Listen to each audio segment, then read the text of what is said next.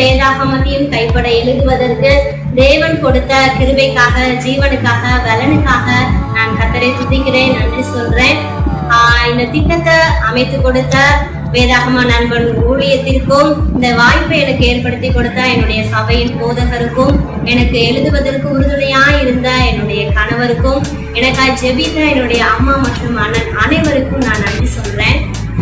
இந்த வேதாகமத்தை எழுதின இந்த நாட்களில என்னுடைய சரீரத்துல தேவன் நல்ல சுகத்தை கொடுத்தார். ஏன்னா நான் இந்த வேதத்தை எழுதுவேன் என்பதற்கு சாத்தியமே கிடையாது. என்னுடைய கண்களில பலவீனம் உண்டு.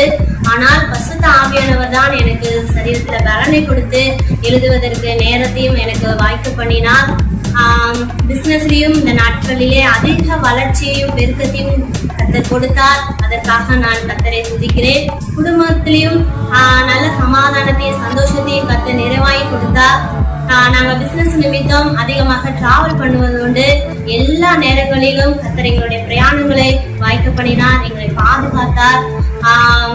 முக்கியமா சொல்லணும்னா எனக்கு கூடுதல் சந்தோஷம் என்னன்னா, என்னுடைய 30வது வயதில் இந்த வேதாகமத்தை எழுதியது எனக்கு கூடுதல் சந்தோஷத்தை கொடுத்திருக்கிறது. எல்லாவற்றுக்கும் நான் கர்த்தரையை மகிமைப்படுத்துகிறேன். நீங்கள் யாரேனும் இந்த வேதாகமத்தை எழுத விரும்பினால் வேதாகம நண்பன் ஊழியத்தை தொடர்பு கொள்ளுங்கள், எழுதுங்கள். இதற்கான பிரதிபலனை கர்த்தர் இம்மையிலும் மறுமையிலும் நமக்கு அளவில்லாமல் கொடுப்பார். ஆமென்.